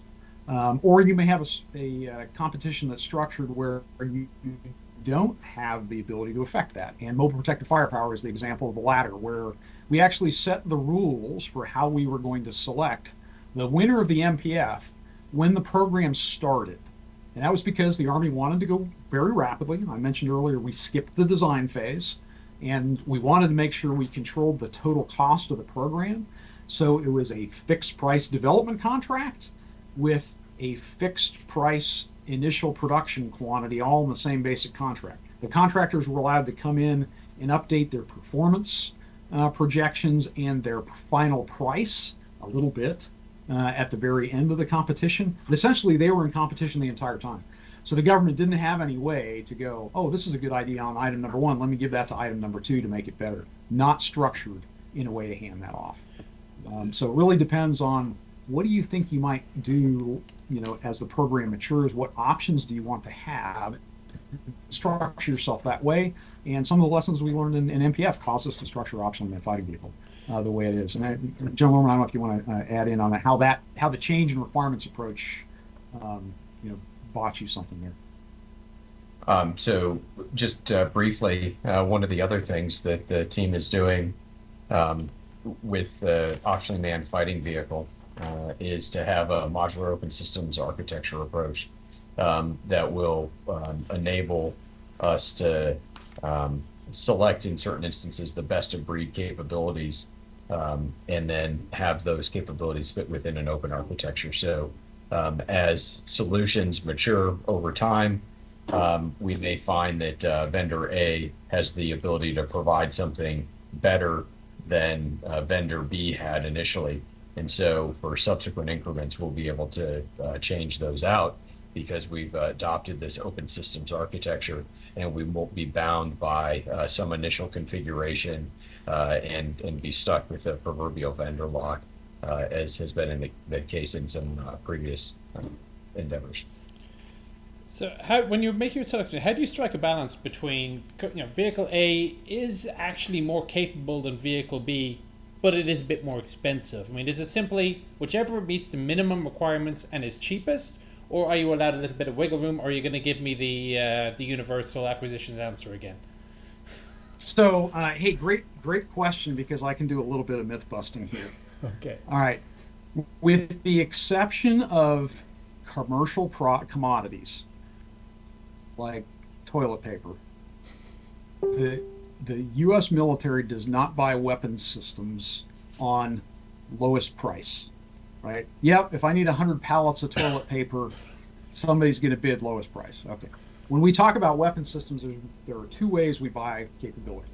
The first, used very rarely for a total weapons system, but typically used for spare parts once something is relatively mature and the design is stable and we know how to manufacture it, is what we call lowest price technically acceptable, right? So you've got something that goes through a first article test, you know it meets your performance requirements. Maybe it's a gear set, it's got the right hardness, it's got the right dimensions, and we run it, in a transmission, and yep, that meets all the requirements. Okay, so I've got a couple of vendors who have all bid. We verify that all of their bids meet the technical performance requirements, and then it goes to the guy who bid the lowest price. And frankly, a lot of our soldier equipment, individual soldier gear is bought that way once it's matured. The other approach, what we typically use for complex systems or new introduction, is what we call best value. And that is a trade-off between performance and price. And usually there's a number of factors. And I'll use an example. This isn't exactly what MPF was structured for, but something like this. We'll tell the contractors, performance is more important than price, is more important than past performance, is significantly more important than small business participation. And under performance, there'll be a series of factors, and it will be lethality is more important than mobility, is more important than survivability, is more important than open systems architecture.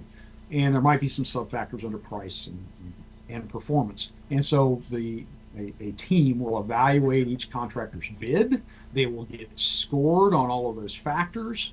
And then the source selection authority will weigh how do the factors against the requirement compare in price.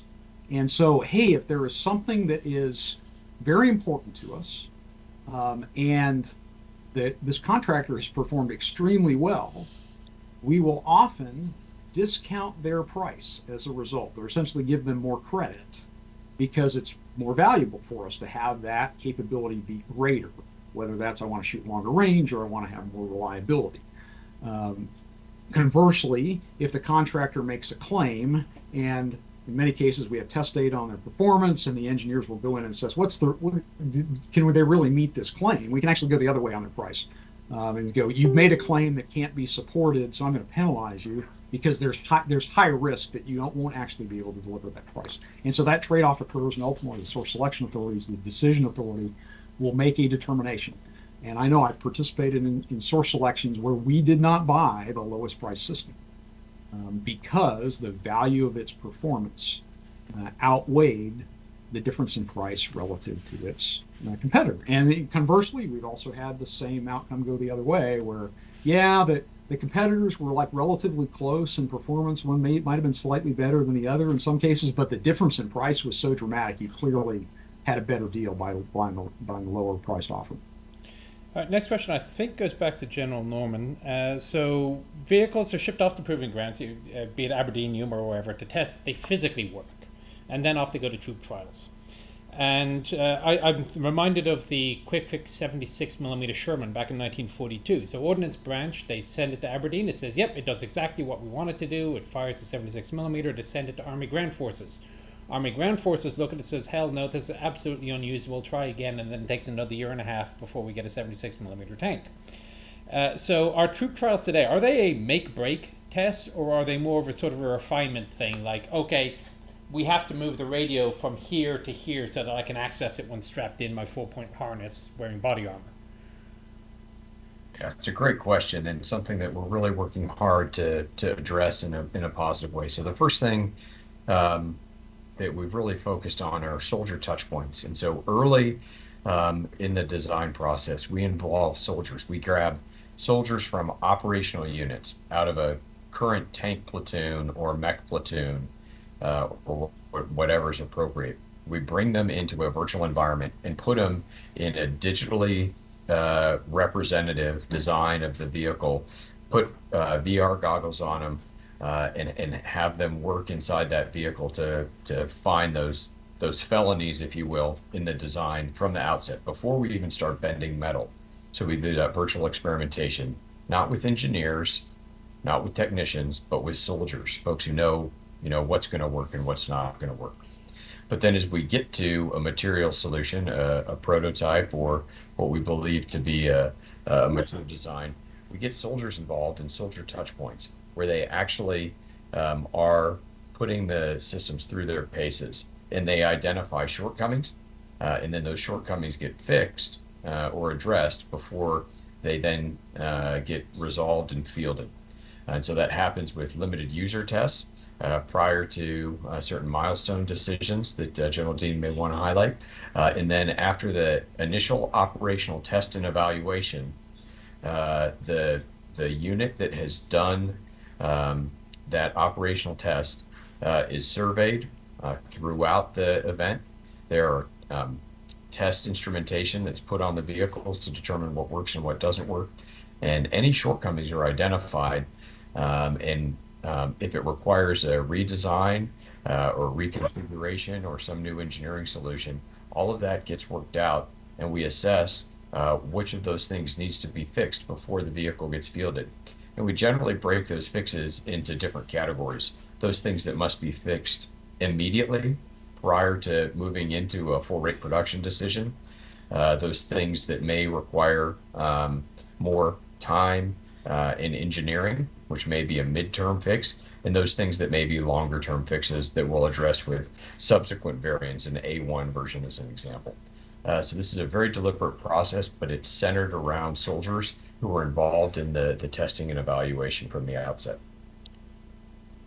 Yeah, and Bill Norman gave a really great explanation there. I'll highlight the formal gates, right? So we have what's called milestones, but essentially you reach a point where you have to decide, is this design good enough to go into production, to start building it at scale?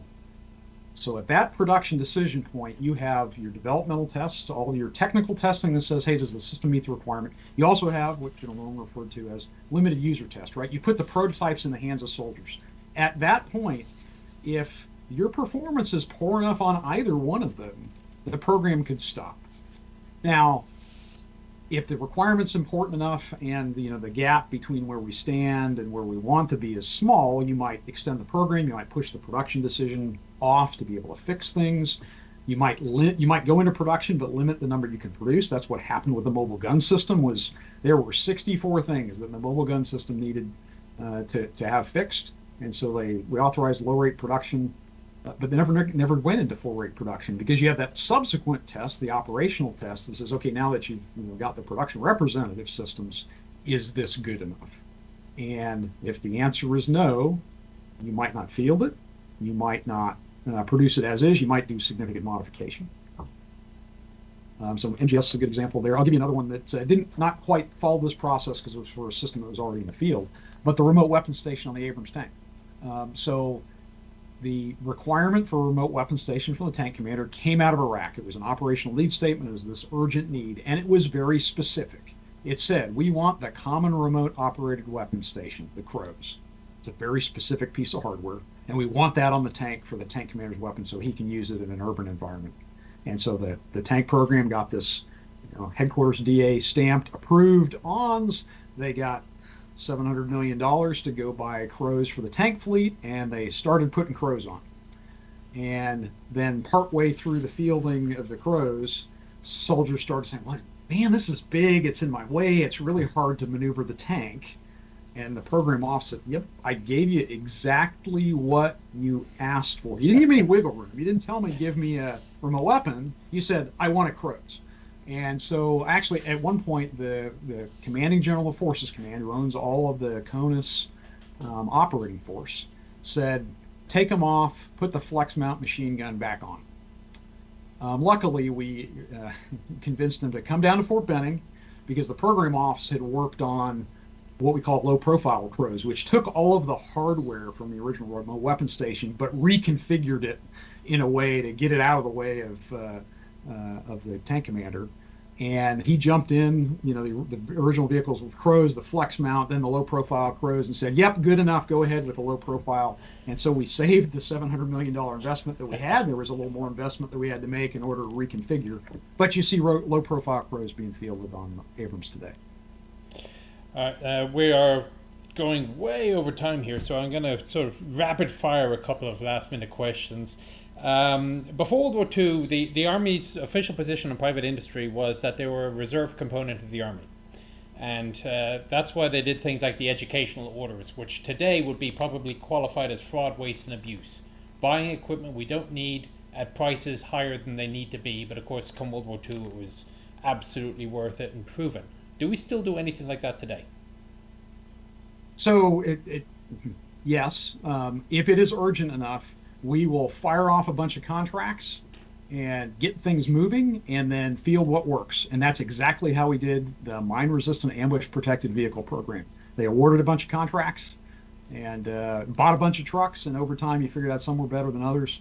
When we did the mine-resistant all-terrain vehicle, the MAT-V, they awarded 5 contracts for 1 vehicle each, with an option to then buy, like 900 vehicles beyond that.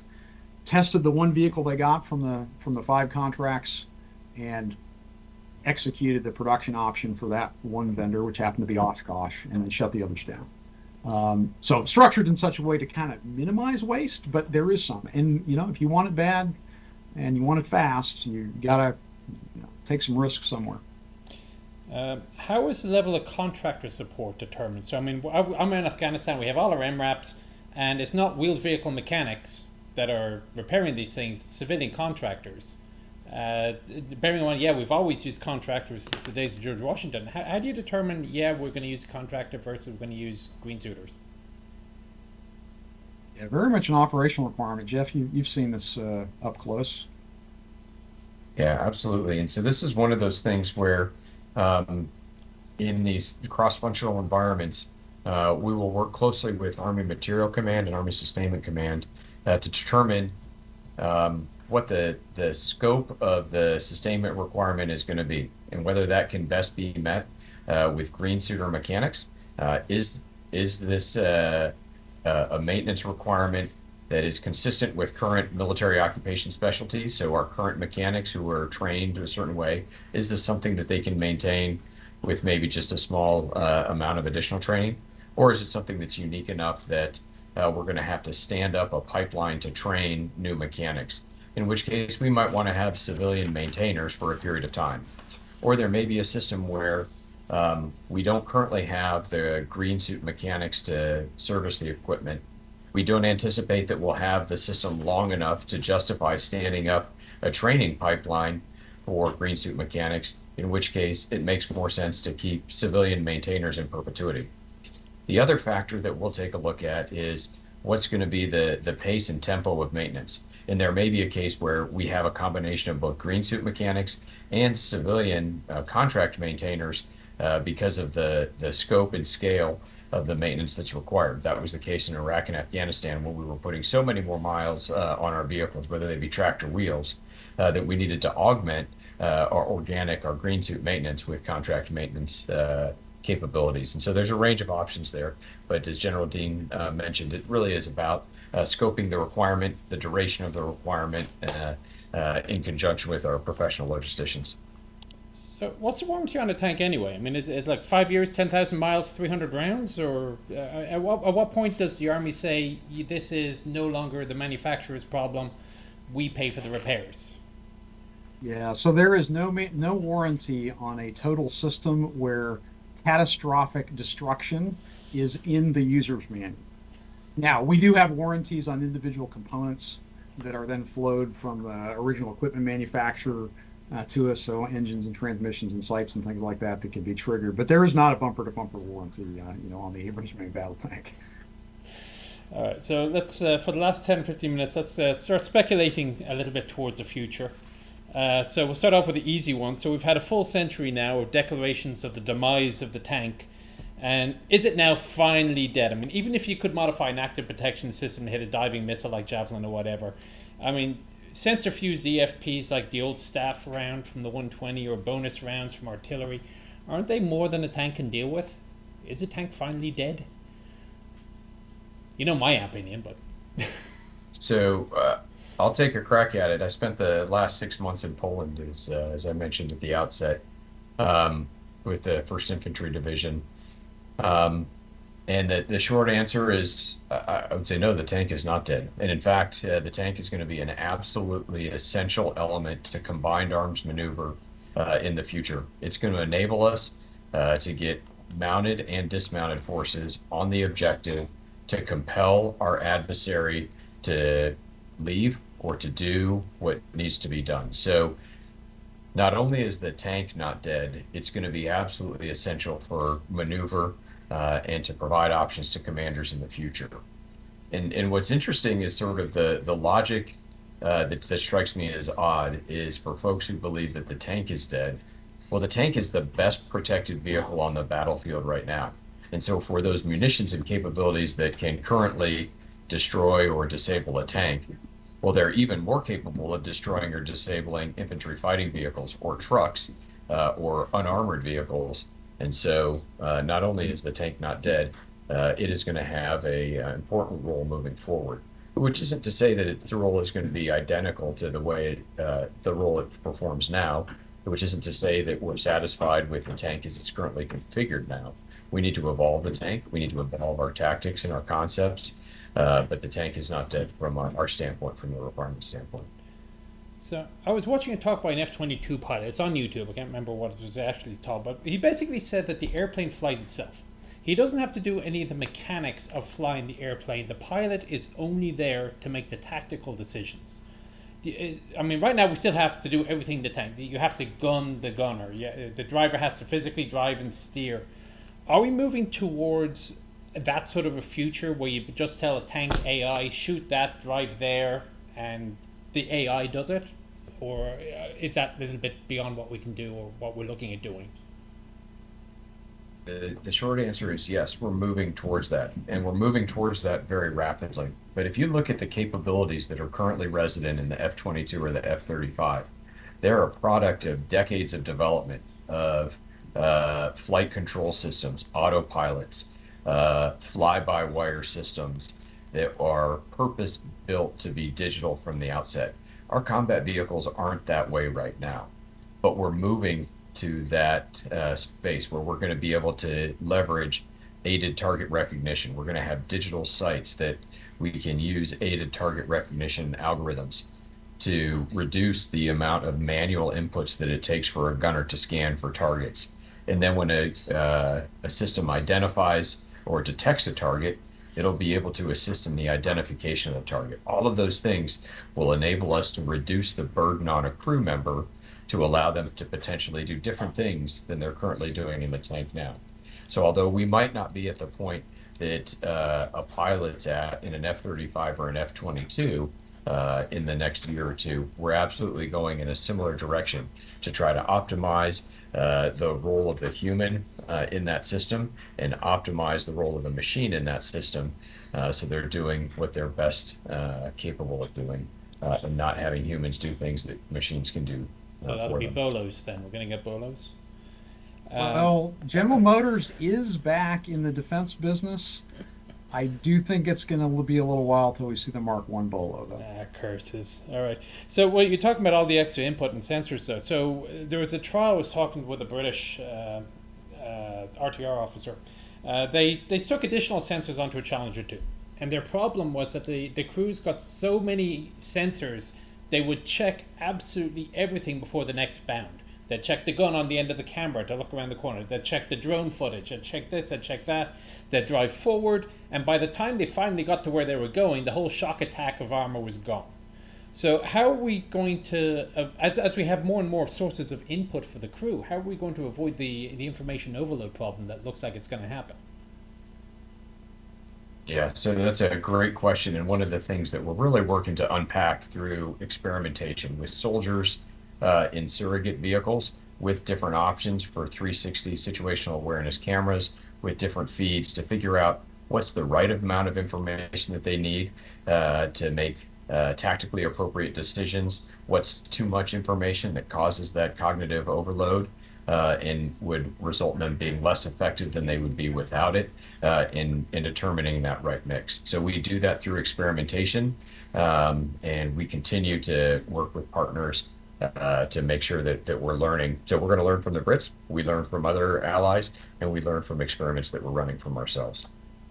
This is why it's so critical for us to digitize the platforms. That open systems architecture that Jim Roman referenced earlier is so critical, because we can add capability through software, right? You want to deliver information to the crew. Right now, we deliver data to the crew, and they have to fuse it themselves. And so we don't want to overload them with data.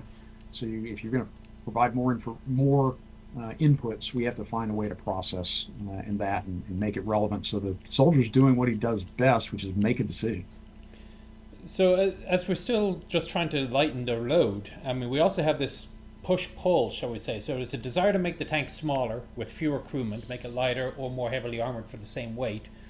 And also, you also have this idea that you need to keep crewmen for more capability. So, example would be the KF-51 that they decided to put a drone operator inside the tank, which I think is an idiotic idea personally, but I'm not in that business. I'm not get paid for that. Where do you come up with that balance between the amount of crewmen to spread the load versus how big a tank you're going to make? Yeah, so that's something that we're working on very deliberately. And I think that one of the things that we're interested in, first and foremost, is that the tank is able to perform its core function reliably and under all of the circumstances and conditions that we're going to place it in. So we have to remain true to the core purpose of that tracked armored fighting vehicle for that main battle tank. There are other capabilities that the formation may need, but all of those capabilities may not need to be resident on that tank. And so we're taking a hard look at what things need to be on the tank versus what capabilities the formation might need. They could be on other platforms that are more appropriate, so as to not overburden that tank crew and to prevent them from being effective in doing those things that only a tank crew can do. Because we could find out that some of those other capabilities, a drone operator as an example, could be accomplished from one terrain feature back with a crew member who's in a JLTV much more effectively than putting that drone operator right next to the driver in a tank and creating all that additional second order impact on that tank, on that system. And so we're looking at this from a formation perspective and making sure that we don't overburden the design of our marquee tracked combat vehicle with too many capabilities that are extraneous. So are we going to go away from the traditional tank crew paradigm of gunner, loader, commander, driver to just generic operator A, operator B? Or how do you think we're going to go? Again, something that we're working through with experimentation and prototyping to get to the right answer. So if there are mature technologies, robust and reliable technologies that would enable us to, with a machine, do tasks that would otherwise be, that have previously needed a human, then we can relook that paradigm of driver, loader, gunner, tank commander. Autoloader.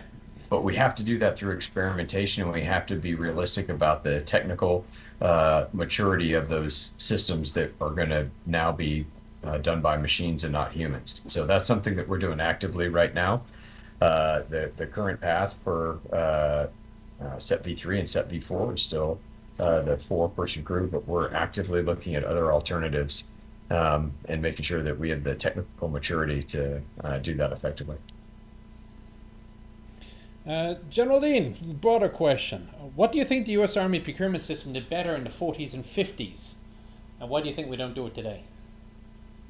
So in the 40s and 50s, we were willing to take more risk at much lower levels. So there is a lot of oversight in what we do.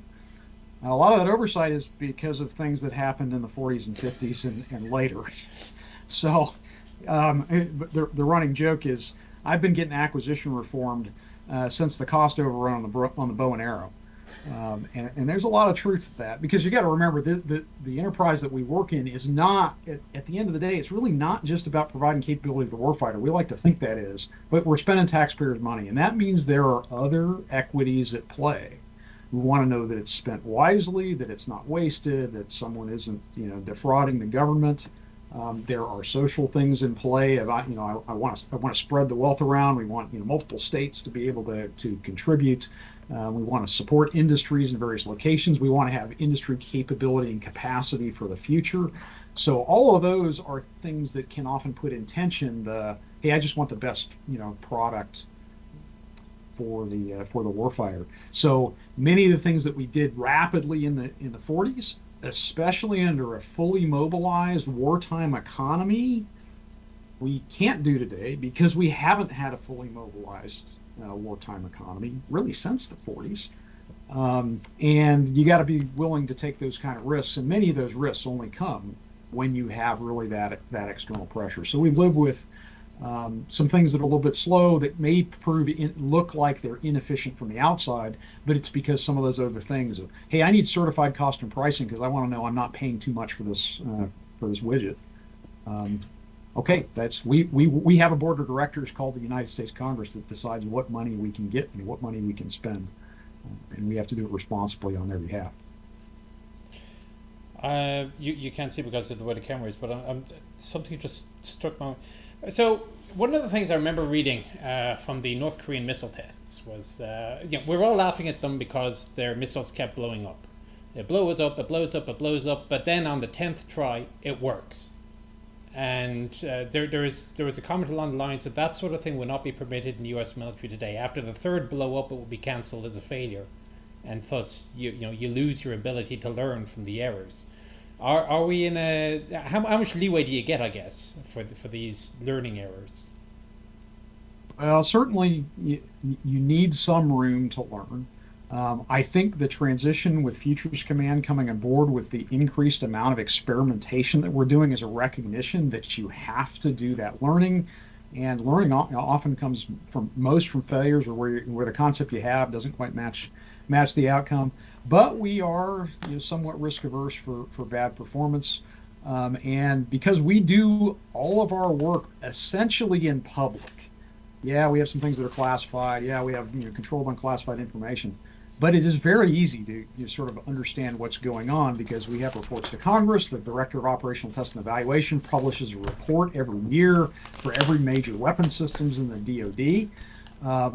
And then the press can get a hold of that and tell the story however they choose to tell the story, which can cause leaders maybe to be a little risk averse and maybe shut something down before it could prove out. But at the same time, you want that insight and you want that transparency, because if they really do need to shut it down, so we're not wasting money on some boondoggle, you really want to kill something early rather than late if ultimately it's not going to pan out. So there's a natural tension. All right, so I got to go pick up my 4-year-old. So a couple of final comments. General Norman, starting with yourself. Is there anything that you wish I had asked you that you'd like to put out there that I didn't ask you simply because I don't understand your job, as it were?